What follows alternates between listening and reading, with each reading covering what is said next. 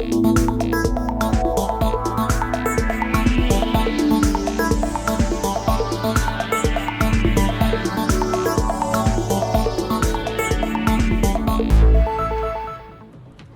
দেখছেন পদ্মা নিউজ 24.com-এর রাত 10:30টার বিশেষ বুলেটিন ফ্ল্যাশ নিউজ। সাথে আছি আমি তাসনিয়া খানম। facebook.com/পদ্মা নিউজ 24 পেজ ফলো করে আমাদের সাথেই থাকুন। বিদ্যুৎ উৎপাদনে নতুন রেকর্ড গড়েছে বিদ্যুৎ বিভাগ, তারপরেও ঘাড়ে চেপে বসে আছে লোডশেডিং। তাপপ্রবাহ অব্যাহত থাকায় লোডশেডিংয়ে জনগণের প্রাণ ওষ্ঠাগত। মঙ্গলবার দেশের সর্বোচ্চ তাপমাত্রা রেকর্ড করা হয় যশোরে 43.8 ডিগ্রি সেলসিয়াস, যা এই মৌসুমে সবচেয়ে বেশি। বিস্তারিত দেখুন ডেস্ক রিপোর্টে। বিদ্যুৎ উৎপাদন ও ব্যবস্থাপনায় সক্ষমতা বেড়েছে আগের তুলনায়। এর মধ্যে দুদিন আগে উৎপাদনে নতুন রেকর্ড গড়েছে বিদ্যুৎ বিভাগ। এরপরও ঘাড়ে চেপে আছে লোডশেডিং। হিসাব বলছে উৎপাদন রেকর্ডের কয়েকদিন না যেতেই রেকর্ড হয়েছে লোডশেডিংয়েরও। রোববার দেশে লোডশেডিংয়ের পরিমাণ ছিল 1860 মেগাওয়াট, গত এক দশকের মধ্যে যা সর্বোচ্চ। পাওয়ার গ্রিড কোম্পানি ও বাংলাদেশের ন্যাশনাল লোড ডিসপেন্স সেন্টারের তথ্য অনুযায়ী গত 22 এপ্রিল রাত 9টায় দেশের সর্বোচ্চ বিদ্যুৎ উৎপাদনের রেকর্ড ছিল 16,233 মেগাওয়াট। কিন্তু তা সত্ত্বেও দেশ জুড়ে লোডশেডিং অব্যাহত। 28 এপ্রিল দুপুর 12টায় এই লোডশেডিং পৌঁছায় 1864 মেগাওয়াটে। পিজিসিবি কর্মকর্তারা সংবাদ মাধ্যমকে বলেছেন, বিদ্যুৎ উৎপাদন বাড়লেও তাপপ্রবাহের কারণে বিদ্যুতের চাহিদাও বেড়েছে। উৎপাদিত বিদ্যুতের পরিমাণ ও তার চাহিদার মধ্যে পার্থক্যের কারণেই লোডশেডিং সৃষ্টি হয়। এদিকে আবার বিভিন্ন বিদ্যুৎ সংস্থার গ্রামীণ পর্যায়ের কর্মকর্তারা সংবাদ মাধ্যমকে বলেন, লোডশেডিংয়ের মাত্রা এনএলডিসির দেখানো সরকারি হিসাবের চেয়েও অনেক বেশি। কারণ বিদ্যুৎ সরবরাহের স্থানীয়ভাবে হওয়া বিঘ্নগুলো সবসময় তালিকাভুক্ত হয় না। নাম প্রকাশ না করার শর্তে বাংলাদেশ পল্লী বিদ্যুতায়ন বোর্ডের একজন কর্মকর্তা সংবাদ মাধ্যমকে বলেন, স্থানীয় বিভ্রাট বিবেচনায় নিলে লোডশেডিংয়ের পরিমাণ 2000 মেগাওয়াটের চেয়েও বেশি হতে পারে। তার তথ্য মতে গ্রামীণ এলাকায় বিদ্যুৎ বিভ্রাট এত ঘন ঘন হয় যে কোনো সমস্যা হলে গ্রাহকদের দিনে ও রাতে উভয় ক্ষেত্রেই কয়েক ঘন্টা অপেক্ষা করতে হয় বিদ্যুৎ ফিরে পেতে। বাংলাদেশ বিদ্যুৎ উন্নয়ন বোর্ড ও পিজিসিবির তথ্য অনুযায়ী দেশে দিনের চাহিদার পূর্বাভাস নির্ধারণ করা হয়েছিল 16,900 মেগাওয়াট এবং সান্ধ্যকালীন চাহিদা ছিল 15,500 মেগাওয়াট। আর বিআরইবি বলছে, রাজধানী ঢাকা সহ দেশের বড় শহরগুলো বাসিন্দাদের বিদ্যুতের চাহিদা মেটাতে গিয়ে গ্রামাঞ্চলে লোডশেডিংয়ের পরিমাণ বেড়ে গেছে। এদিকে রেকর্ড উৎপাদনের মধ্যেও লোডশেডিং বৃদ্ধির কারণ খুঁজতে গিয়ে বেরিয়ে আসে গ্যাট সংকটের ব্যাপারটিও। লোডশেডিংয়ের সাথে তাপপ্রবাহ অব্যাহত থাকায় জনগণের প্রাণ ওষ্ঠাগত। মঙ্গলবার দেশে সর্বোচ্চ তাপমাত্রা রেকর্ড করা হয়েছে যশোরে 43.8 ডিগ্রি সেলসিয়াস, যা এ মৌসুমে সবচেয়ে বেশি। শাহ পরান, পদ্মা নিউজ। সাপ্তাহিক বন্ধের দিন শুক্রবারেও ক্লাস পরীক্ষা চালু রাখার সিদ্ধান্ত আসতে পারে বলে জানিয়েছেন শিক্ষামন্ত্রী মহিবুল হাসান চৌধুরী। মঙ্গলবার সচিবালয়ের ব্রিফিংয়ে তিনি একথা জানান। বলেন, বাংলাদেশের এক এক অঞ্চলের তাপমাত্রা এক এক রকম। এখন উত্তর পূর্বাঞ্চল ও হাওড় এলাকায় তাপমাত্রা কম, তবে অতিবৃষ্টিতে কয়েকদিনের মধ্যেই সেখানে বন্যার কারণে পাঠদান বন্ধ রাখতে হবে। এজন্য প্রয়োজনে প্রাকৃতিক বিপর্যয় সহ বিভিন্ন ছুটির কারণে সৃষ্ট লার্নিং গ্যাপ কমাতে সাপ্তাহিক বন্ধের দিন শুক্রবারেও ক্লাস পরীক্ষা চালু রাখার সিদ্ধান্ত আসতে পারে। তিনি বলেন, নির্বাহী বিভাগ বিভিন্ন এলাকার পাঠদানের বিষয়ে আবহাওয়া অধিদপ্তর ও স্বাস্থ্য অধিদপ্তরের সঙ্গে সমন্বয় করে নির্দেশনা দিয়ে আসবেন।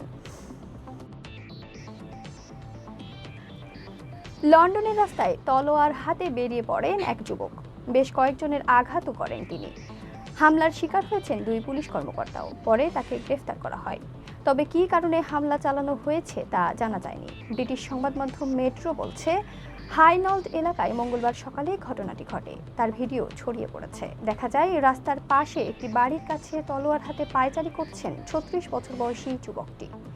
লন্ডন অ্যাম্বুলেন্স সার্ভিস বলছে, আহত 5 জনকে প্রাথমিক চিকিৎসা দেওয়া হয়েছে। পরে তাদের নেওয়া হয় হাসপাতালে। এটি কোনো সন্ত্রাসী হামলা বলে মনে হচ্ছে না। ব্রিটিশ স্বরাষ্ট্রমন্ত্রী জেমস ক্লেভারলি বলেন, এ ঘটনায় আপডেট নিয়মিত জানানো হবে। জলবায়ু পরিবর্তনের ফলে মারাত্মকভাবে ক্ষতিগ্রস্ত এলাকা হচ্ছে রাজশাহীর চর মাজারদিয়ার। খরা, নদী ভাঙন, বন্যা ও জলবদ্ধতা এখানকার মানুষের জীবনকে অসহায় করে তুলেছে। সবচেয়ে বেকায়দায় আছেন এ চরের প্রসূতি নারীরা। এখানে বাচ্চা প্রসবের নাই কোনো ব্যবস্থা। ফলে তাদের অনেক ঝুঁকি নিয়ে নৌকা পাড়ি দিয়ে যেতে হয় শহরে। বিস্তারিত দেখুন জান্নাতুল ফেরদৌসের বিশেষ প্রতিবেদনে। রাজশাহী কোর্ট এলাকা থেকে নৌকা দিয়ে 1 ঘন্টারও বেশি পথ পাড়ি দিয়ে পৌঁছাতে হয় চর মাঝারদিয়ার। গ্রামটিতে কয়েক হাজার পরিবারের বসবাস। সদরের সাথে তাদের যাতায়াতের একমাত্র উপায় এই নৌকা। আমরা তো সরাসরি যেতে পারি না, আমাদেরকে ঘাটে যে নৌকা পাই না, আমরা যেতে পারি না। আমাদেরকে ওপারে যেতে হয়, ওপারে যে আমাদেরকে ব্যবস্থা নিতে হয়। এখান করা ক্লিনিকে তেমন তো আমরা সুবিধা পাই না, চিকিৎসা পাই না। আমরা হাঁটা চলাচলের খুব যাতায়াতের খুব সমস্যা, তারপরে আমরা তো চিকিৎসাই পাই না। আমাদেরকে হেঁটে যা চলাচল করে যা পা ভাইনারও তো কোনো যোগাযোগ নাই, আমাদেরকে যা চিকিৎসা নিতে হয়। একটি কমিউনিটি ক্লিনিক থাকলেও অবস্থা বেশ জীর্ণ, নেই অভিজ্ঞ চিকিৎসক, সপ্তাহে মাত্র একদিন আসেন এক স্বাস্থ্যকর্মী। যে আমার পোস্টিং কিন্তু এখানে না, এটা ফাঁকা আছে বিধায় আমাকে অফিস থেকে এখানে পাঠানো হয়েছে। এখানে সিজারের কোনো ব্যবস্থা নাই, নর্মালে ডেলিভারি হওয়ারও কোনো ব্যবস্থা নাই। যদি নর্মালে বাচ্চা হওয়া লাগে তাহলে তাকে নদী পার হয়ে উপরে রাজশাহীতে যাওয়া লাগে, রাজশাহী মেডিকেল থেকে আমাকে 2-3 কিলো মতো হেঁটে যেতে হয়, তারপরে হচ্ছে একটা ছোট নদী পার হতে হয়, তারপর ওখানে যা যদি গাড়ি পাইলাম তো পাইলাম, না হলে আবার আমার ওখানে 4 থেকে 5 কিলো হাঁটা লাগে। ননদের বাচ্চাটা গর্ভবতী, 9 মাস চলছে। আমার খুব অসুবিধে, রাত ব্যথা ব্যথা উঠলে ধরেন আমরা ডাক্তার পাই না, আমাকে বাজারে যেতে হয়, রাজশাহী মেডিকেলে যেতে হয়। অসুবিধা হলে আমার এখানে গাড়ি ঘোড়া নাই, ধরেন বাড়ি থেকে হাঁটে যেতে হয়। এছাড়া আছেন একজন গ্রাম্য চিকিৎসক, তবে প্রসূতি স্বাস্থ্যসেবা বিষয়ে তার ওপর ভরসা করা কঠিন। বমির জন্য তাদেরকে বমির ট্রিটমেন্ট দেওয়া হয় এবং তাদেরকে পরামর্শ দেওয়া হয় রেস্টে থাকেন, পুষ্টিকর খাবার খান, এবং তারপরে 3 মাস বা 4 মাস পরে তাদেরকে আয়রন ট্যাবলেট, ক্যালসিয়াম এগুলো খাওয়ানোর জন্য আমরা বলি। আর তাছাড়া আমরা তো আসলে প্রাথমিক ট্রিটমেন্ট দিই, এই জন্য আমরা সেরকম কোনো ট্রিটমেন্ট দিতে পারি না। ও তাদেরকে শহরে পাঠিয়ে দিই, শহর থেকে তারা ট্রিটমেন্ট নিয়ে আসবে এবং প্রেসক্রিপশন নিয়েছে, প্রেসক্রিপশন অনুযায়ী আমরা ওষুধ দিই। গ্রামের রাস্তার অবস্থাও বেশ বেহাল। প্রসূতি নারীদের জরুরি ভিত্তিতে শহরের হাসপাতালে নিতে হলে গরু মহিষের গাড়িতেই পাড়ি দিতে হয় দীর্ঘ পথ। অনেক সময় পথেই মৃত্যু হয় মা ও শিশুর। জান্নাতুল ফেরদৌস, পদ্মা নিউজ, চরমাঝারদিয়ার, রাজশাহী।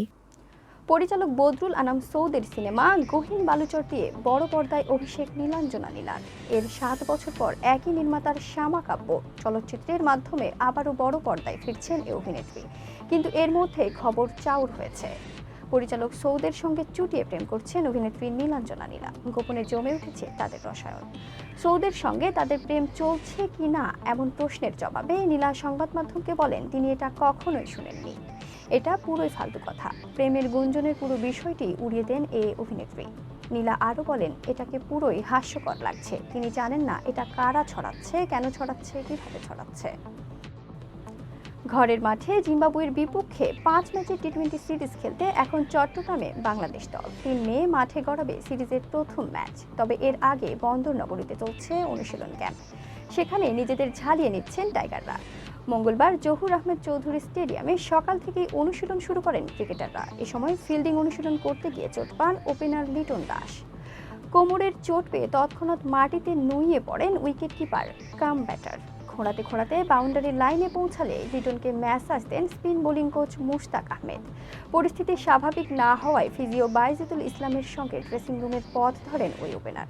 তবে ডানহাতি এ ব্যাটারের চোট কতটা গুরুতর তা এখনও জানা যায়নি।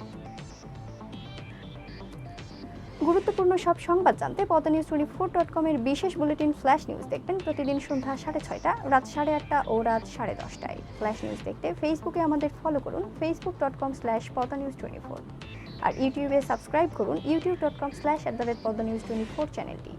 নিয়মিত দেশ বিদেশের আপডেট সব সংবাদ জানতে ভিজিট করুন মাল্টিমিডিয়া নিউজ পোর্টাল poddanews24.com। পরবর্তী ফ্ল্যাশ নিউজ দেখার আমন্ত্রণ জানিয়ে বিদায় নিচ্ছি আমি তাসনিয়া খানম।